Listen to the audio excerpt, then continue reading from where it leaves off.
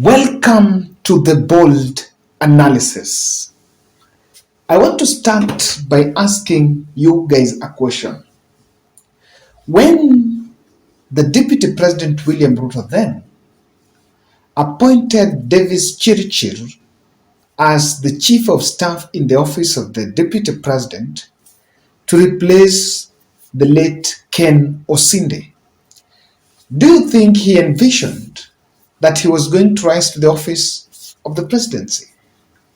My answer is nothing happened out of coincidence. William Ruto knew what exactly would happen and what was his plan by appointing Davis Chirchir as the Chief of Staff in the office of Deputy President. And today, in a memo that was released to the media, that was released to the cabinet secretaries that worked under President Uhuru Kenyatta, barring them from flying out of the country, foreign visits, limiting their roles like appointments, making appointments in the head of departments, and maybe parastatals and agencies. It became apparent that Davis Chirchir was appointed as the Chief of Staff. And this is a man that has been an election asset for the last 3 general elections for a span of the last 10 years. In 2012, he was in charge of elections, having worked at the Interim Election and Boundaries Commission. In 2017, he was a chief agent, Jubilee Party. In 2022, after getting an appointive role as the chief of staff in the office of the deputy president, he was his name was prominent during the Bomas of Kenya vote tallying process.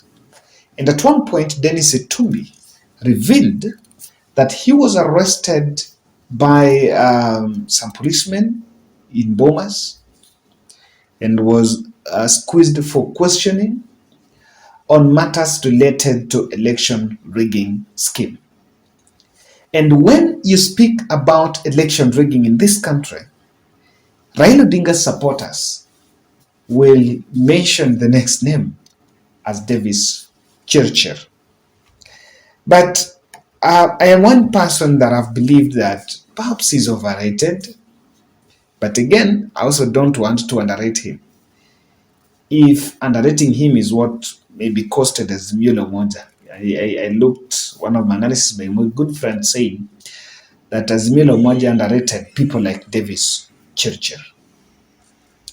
And he was part of that, worked with Jubilee, but there is something you realize.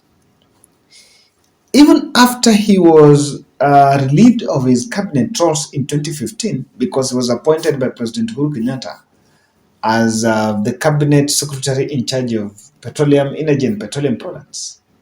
Even after he was relieved in 2015, in 2017 he again came back. From nowhere, he became the chief agent for President Uhuru Kenyatta.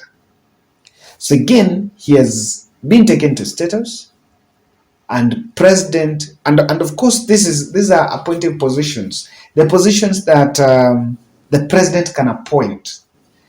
People like advisor, political advisor, economic advisor, chief of staff, these are positions. These are positions that president have the liberty of appointing his own friends, and because these are also his close allies, or these are his close relatives. Not relatives, but these are his close political proxies. So this evening, someone brought a very interesting twist to my mind when we were talking about Davis Chirchir. We have a Kenya Kwanza government where the deputy president and the president are from the same party. They are best friends. And Davis Chirchir was and is supposed to be the chief of staff in the office of the deputy president. He was working there, even though then he was working under Ruto. And in Statehouse, there was also chief of staff who was in charge of Statehouse. So someone is just asking a very simple question. What would have stopped Davis Chirchir to remain, for William Ruto to make him remain in the office of the deputy president and work with Gachagua instead of him going to Statehouse, so that William Ruto will pick a chief of staff, another person to lead the Statehouse team? What do you think? What is the magical science? What do you think Ruto had to pick him? Had to go with him? Because I can tell you reliably, there are staff that worked in the office of deputy president, who is now the president, that still work there. Quite a number of them. Many of them. If you have those networks, you can ask. There are many of them. But then the boss seems to have been elevated to Statehouse. Do you think Ruto didn't feel comfortable leaving Davis Chirchir with Rigathi Gachagua? Or was it just a script that was already there that he had to go with Davis Chirchir? What is so special, the special skill or the special role that Davis Chirchir have, that William Ruto looked at it very necessary that he had to go with him to Statehouse? I don't know what's running in your mind. I don't know what you think. But think about that. And I'll tell you the way this is very critical for DP Ruto to make sure that he goes with him to Statehouse and not leave him with Rigathi Gachagua. Kindly subscribe to our channel. That would be a very interesting part that I don't want you to miss. And I want to remind us about scholarsbean.com. First, I want to say thank you for those of us that have signed up. And scholarsbean.com is a website that enables you to buy and sell education products. So we are reaching out to those of us that signed up and are yet to publish their books or their uniforms or their used education products, that clients are waiting for those products. So what we encourage you guys is kindly post a product, post an ad, so that people can reach out and get at least some products there. And those who have not yet signed up or maybe are listening to the advert for the first time, you can use the link in your screen to sign up. It's very easy step. Just get into the website. When you click the link, it's the bold referral link. When you click the link, you sign up. Then after signing up, you will receive an email, and you will use that email to verify your account. After clicking the email, verify your account, then from there you'll proceed. So I also want to say thank you very much for those who've been reaching. If you're finding difficulties in doing undertaking some of these tasks, you can just reach out to me in the comment section. Then I can offer I can do some referrals so that you get the support and publish posts so that that book should help a child somewhere. That book should help someone who is in need. Ladies and gentlemen, I want to tell you that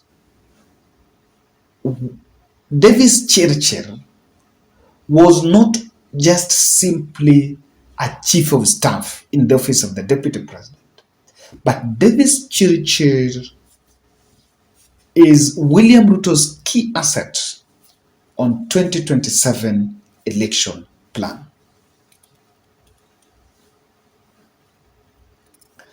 And we with very clear conscience, I want to say that if President, and the word is if President William Ruto rigged the election on August 9th on IT, and there could be things that were done by the Davis Chirchir and the team, then that remains a top secret, that you cannot leave such an asset to the Gachagua. Remember, if he remains the other side, the Gachagua becomes his boss.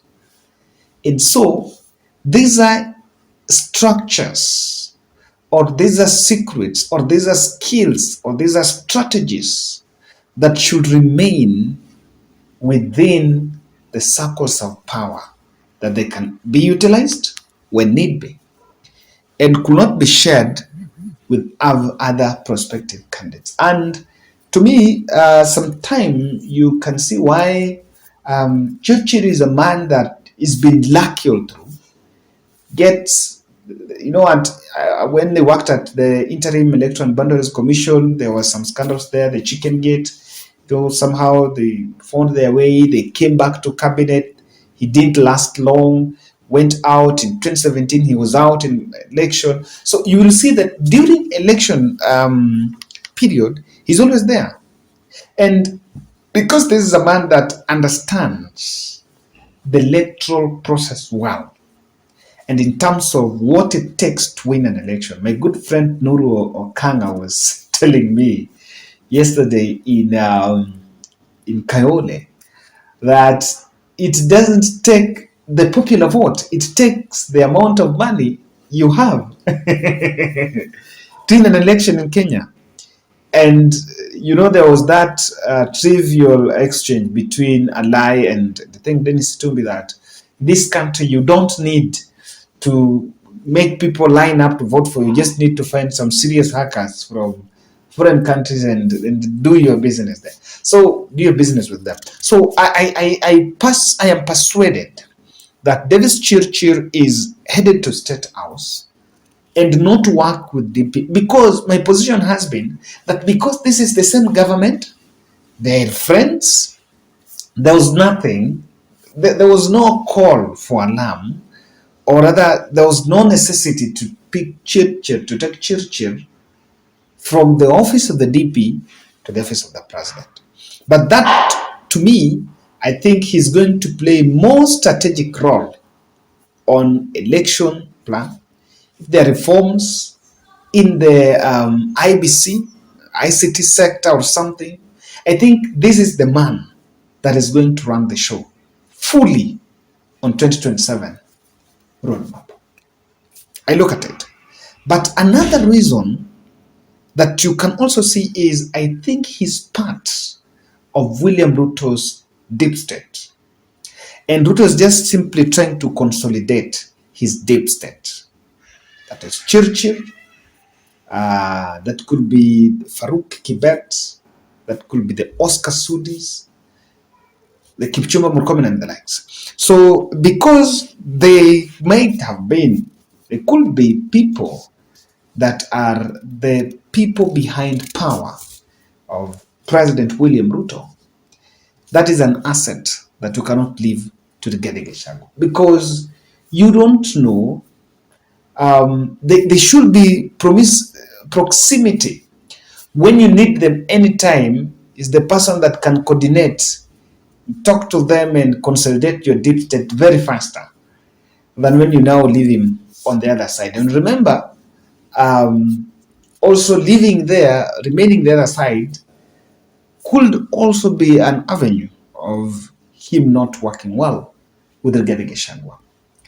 So, but I also see Chirchir, Ruto is targeting to use him to manage backroom cabinet. There will be the cabinet that will be named. We expect immediately when the president gets from the United Nations, from New York, anytime he's going to name the cabinet. But there will be Ruto's cabinet.